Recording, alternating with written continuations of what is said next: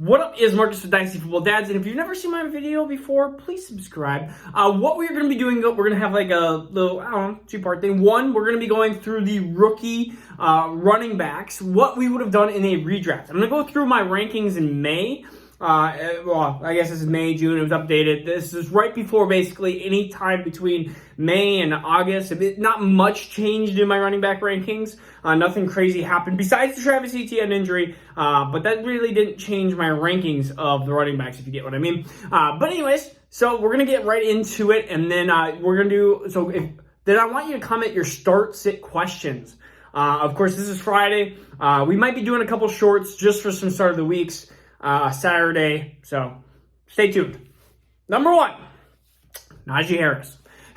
Surprise, surprise. No, this is okay. So let me go through my pre-season rankings. We have Najee, Javonte, Travis Etienne, Michael Carter, Trey Sermon. Now I gotta go down in my rankings. Kenneth Gainwell, and then we got Ramondre Stevenson, Khalil Herbert, Chuba Hubbard, Elijah Mitchell.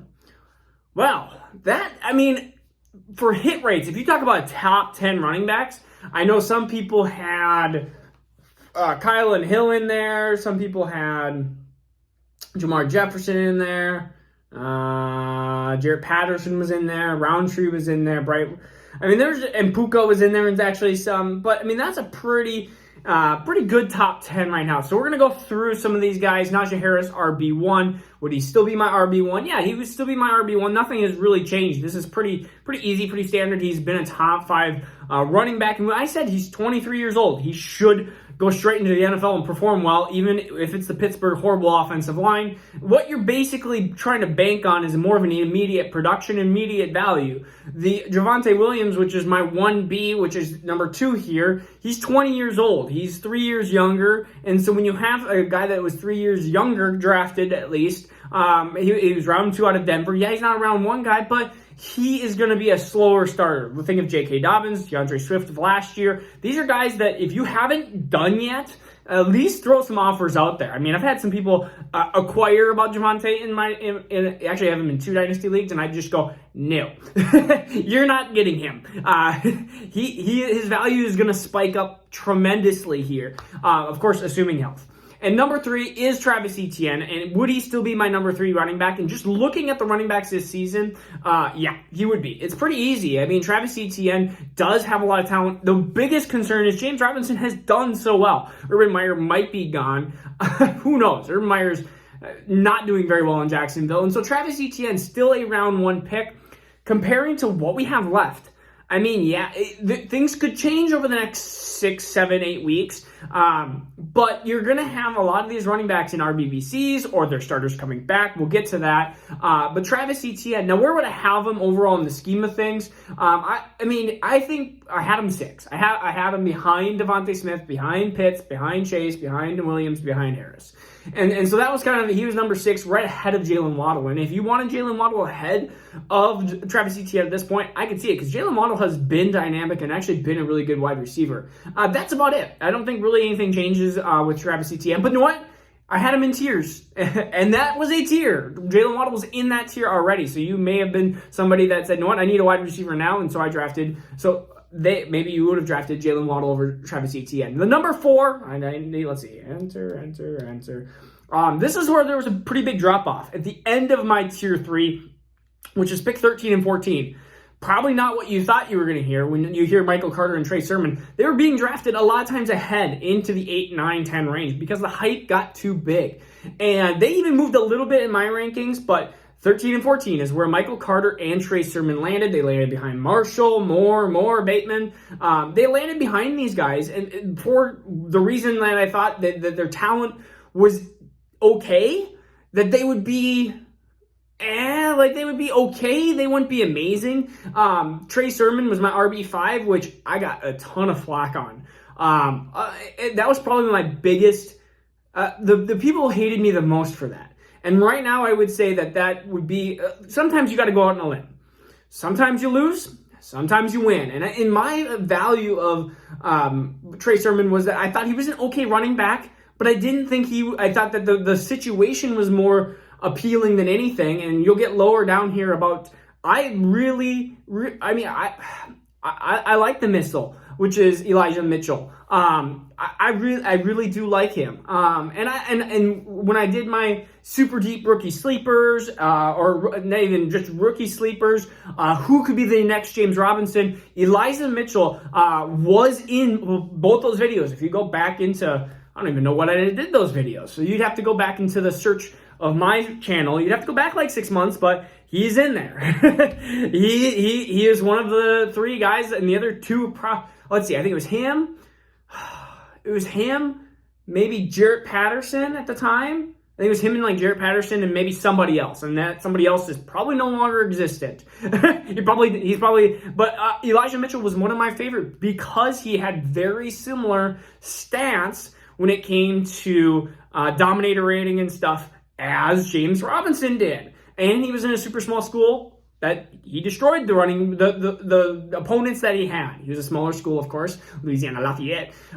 So let's go to Michael Carter. Michael Carter, Trey Sermon, where would I have them? Oh, no, who's my number 4 running back? First of all, it is Michael Carter by a hair. And it's Michael Carter over Elijah Mitchell. Yes, I have, and hear me out here. Michael Carter, a round 4 running back. He's 21. The biggest thing is Michael Carter is going to be kind of into this role where I think he could be an RB2-ish type. He's going to do a lot of receiving work. The problem is he plays for the Jets, which is a problem. Thinking about the Jets makes me want to put him lower. But Trey Sermon, I think, could play the role of Damian Harris, where he is pretty much non-existent this first year. But they had next year.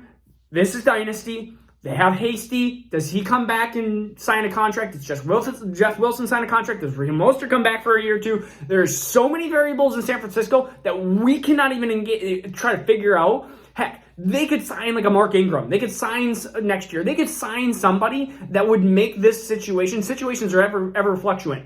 I'm already assuming that Michael Carter, they're probably going to sign a really good running back. And I think they should have this last year. Or I thought they were going to draft more of a Javonte Williams or a Travis Etienne. They didn't.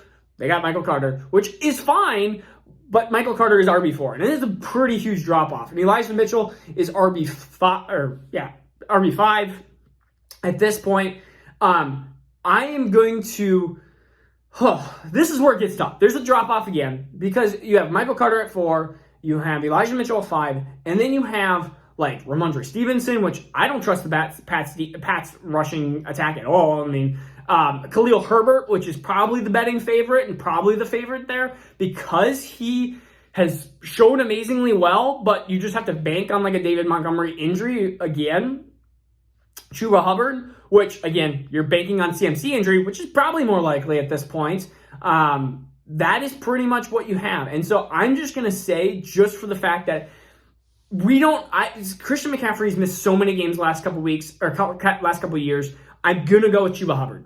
We knew that he was gonna be potentially a top 5 running back in the 2020 class. Potentially, he ended up being kind of outskirts in like RB6, and then he decided to come back to Oklahoma State. And he was a super fast runner that had over 2,000 yards and just had a bad senior year at Oklahoma State. And so I'm going to go with Chuba Hubbard, who's drafted in the 4th round, so I like draft capital. 4th round's but it will keep him on the field, I think, in Carolina. So, Chuba Hubbard. Then I'm going to go Khalil Herbert. I believe more in Khalil Herbert, yes, than I do Trey Sermon. That is the problem at the point. Trey Sermon, it's just, he's 22, or at least when he was drafted. I don't know if he had a birthday. Maybe he's 23 yet. Yes, he had 3rd round draft capital. But I'm going to put him behind Khalil Herbert at this point. It is neck and neck. This is a tier.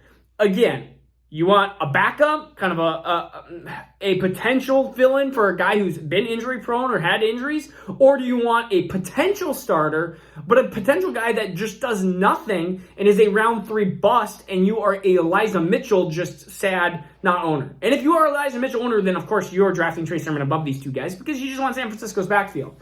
And then, let's see, we got any more? RB9? RB10? Ramondre Stevenson. I'll just go with that because he has the chances of being a Damian Harris type. You saw he had some games that he looked pretty good, and then he just can't pass block or can't pick up assignments, and that is the biggest issue, and that's why he gets benched, or he gets or he gets just less playing time. Damn you, Bill Belichick. And your Patriots running backs. So, has much changed? Not a ton, which is sad that this is 6 months, and I'm going to be doing 2022 rookies too, if you guys are ever wondering. If you guys are like, well, I mean, you did pretty well for 2021. I mean, so I kind of have a kind of a pie. It's like a pizza pie. A pizza pie. I watch tape, because I think watching tape is super important. 2, I analytic dive, because I think analytics are super important. And 3, I listen to other people as well. And when I mean I listen to other people, I listen to other people that have done the work and done the business as well. And I kind of tie those 3 things together. At least those are some big aspects of how I get all these rankings. And I feel like if you listen to people that hit well, plus you get your kind of your own input, which I do my own input first. I kind of do my own thing, and then I listen to hear what they say, and then I'm like, you know what? You're right. I should make that little tiny tweak, or a little adjustment here, a little adjustment there. You know what? I should watch a little bit more Javonte Williams tape. Wow, he is really good. Maybe I should move him above Travis Etienne. Those are the little things that make it important, and those are big things when it comes down to it. All right? This is Marcus with Dynasty Football Dads. Peace out. Do your start sits, and I'll see you tomorrow. Now turn